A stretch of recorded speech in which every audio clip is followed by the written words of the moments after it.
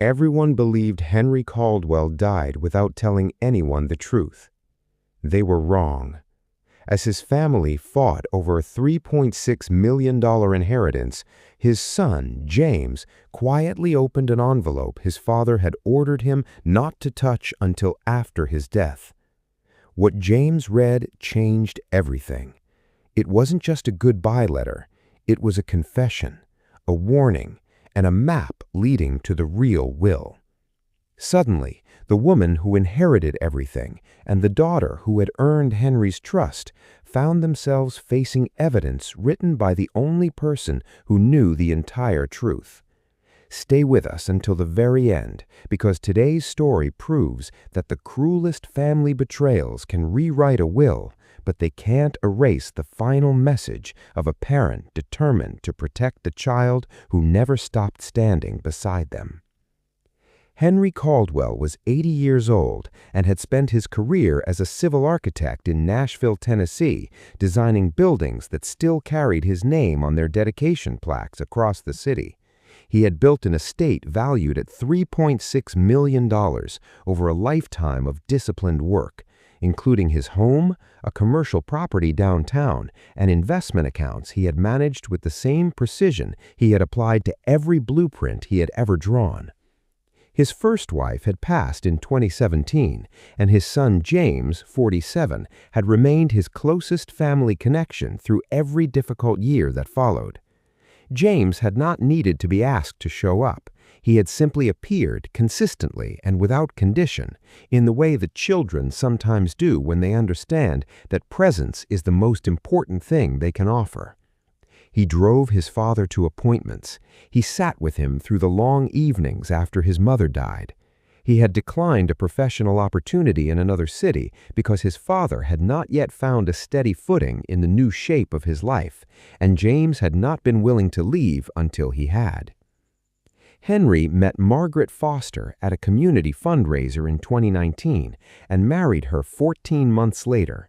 Margaret was 62, organized and socially capable, and had presented a warmth during the early period of the relationship that James had tried to accept genuinely, even as something in him remained cautious in ways he could not fully articulate. Margaret's daughter, Claire, 38, appeared in Henry's life within the first year of the marriage, visiting frequently and positioning herself as an enthusiastic presence in his daily routine. James met Claire several times and found her attentive in a way that felt slightly calibrated, though he could not identify anything specific enough to name. He told himself he was being protective in a manner that was unfair to someone who had not yet given him a concrete reason for concern. Henry noticed things James did not. He was a man who had spent 40 years reading structural details that determined whether structures would stand or fall.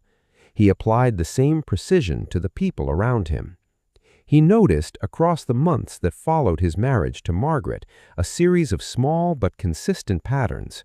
Margaret's questions about his investment accounts grew more specific over time. Claire's visits coincided with periods when James was traveling for work. Conversations that Henry initiated about estate planning were redirected by Margaret toward outcomes she framed as simplifications, but that Henry understood would concentrate the estate in ways that did not reflect his actual wishes. He did not confront them directly. He had spent long enough watching structures under stress to know that confrontation would simply accelerate what was already in motion. Instead, he made a decision. In March of 2022, Henry visited his original estate attorney alone, without mentioning the appointment to Margaret or to James. He prepared a revised will that reflected his genuine intentions, dividing the estate between James and a charitable trust he had established years earlier in his first wife's memory. He gave the signed original to his attorney for safekeeping and retained a certified copy, which he placed inside a sealed envelope in his private desk drawer. Then he wrote a letter. The letter was addressed to James. Henry had always been precise with language, the way architects are precise with dimensions, because imprecision in either has consequences that compound over time. He described in exact and unhurried terms everything he had observed over the preceding months, the pattern of Margaret's financial questions, the specific conversations in which Claire had introduced narratives about James's motivations that Henry recognized immediately as untrue. The afternoon he had arrived home unexpectedly and had heard a conversation between Margaret and Claire that he described in the letter with the same specificity he would have brought to a structural report. He told James where the certified copy of the real will was located. He told James where the original was held. He told James the name of the attorney and the date of the appointment. He told James he was sorry for the difficulty that what he was leaving him with would cause, and that the difficulty was not James's fault, and that he had always known that. He sealed the letter and wrote on the outside of the envelope that it was to be opened only after his death and only by James. He placed it in the desk drawer with the certified will copy and locked the drawer. He told no one. Henry Caldwell passed away in October of 2022 following a cardiac event. Margaret presented a revised will to the estate attorney within the week, a document that named her as sole beneficiary of the full estate and directed the charitable trust provisions to be dissolved. James was not mentioned. James found the envelope 3 days after the funeral while helping organize his father's desk. He recognized the handwriting immediately. He sat in his father's study and read the letter twice before he moved. He called his attorney before he left the room. His attorney was Patricia Hale, a probate litigator in Nashville with 18 years of experience. James brought her the letter and the certified will copy the same afternoon. Patricia called Henry's estate attorney immediately and confirmed the original signed will was in the firm's possession, exactly where Henry's letter had said it would be. Patricia filed the will contest within the week, submitting both the certified copy and Henry's letter as evidence and requesting authentication of the original held by Henry's attorney. She also filed a motion to preserve all estate assets pending resolution. The forensic document examiner Patricia retained confirmed within days that the will Margaret had submitted had been prepared using a document preparation service and bore none of the formal characteristics of Henry's original estate planning documents, which had been prepared by his attorney over many years with consistent procedural structure. Patricia then submitted Henry's letter for handwriting authentication.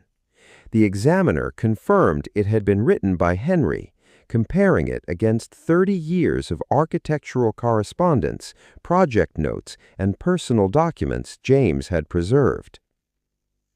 The hearing was held before the Honorable Judge Sandra Moore at the Davidson County Probate Court. Patricia Hale presented the authenticated letter, the original will held by Henry's attorney, the forensic comparison of the submitted will against Henry's established estate planning documents, and the timeline of Margaret's financial questions as documented in Henry's letter. She called Henry's estate attorney to testify. He confirmed the appointment date, the circumstances of the signing, Henry's demeanor during the meeting, and the specific instructions Henry had given for safekeeping the document. He testified that Henry had been entirely clear, deliberate, and independent during the appointment, and had made no mention of Margaret or Claire during the meeting. She then read selected passages from Henry's letter into the court record. The courtroom was completely still. Henry's words were precise and measured, and entirely without self-pity. He described what he had observed with the same professional objectivity he had brought to 40 years of structural assessments, and the effect of that objectivity in a courtroom, applied to the people who had tried to benefit from his vulnerability, was devastating in a way that no amount of emotional language could have matched. Margaret's attorney argued the submitted will reflected Henry's genuine final wishes and that the letter represented a document prepared under emotional duress in his final months. Patricia Hale asked the court to consider how a document prepared under emotional duress would demonstrate the same structural precision, the same attention to verifiable detail, and the same careful provision of cross-referenced evidence that had characterized 40 years of Henry Caldwell's professional work. Judge Sandra Moore ruled the submitted will invalid and upheld Henry's original document as his genuine final testament. She ordered the estate distributed according to Henry's actual wishes, with the estate divided between James and the charitable trust. She referred Margaret Foster Caldwell and Claire Foster to the Davidson County District Attorney for elder financial exploitation and fraud. Margaret was convicted and sentenced to 4 years in Tennessee State Prison. Claire was convicted as a co-conspirator and sentenced to 3 years. James Caldwell settled his father's estate over the following year. He kept his father's architectural drawings and had them properly archived. He made the first donation to his mother's charitable trust in his father's name. He kept the letter. He had read it many times since the trial and expected he would read it many more. He said his father had spent 40 years designing structures intended to outlast the people who built them. He said the letter was the most carefully designed thing his father had ever made. He said it had done exactly what his father had built it to do. Henry Caldwell had seen what was happening around him and chosen not to look away from it or to pretend it was not there. He documented it with the same precision he had brought to everything else in his life and left the documentation where the right person would find it at the right time. The court confirmed that precision was enough, and the envelope that had sat locked in a desk drawer through the months of his final illness became, in the end, the most important structure Henry Caldwell ever built. Would you have had the presence of mind to do what Henry did while managing everything else he was managing? Tell us in the comments below. And if this story moved you, subscribe to Court of Shadows for more courtroom drama stories every week.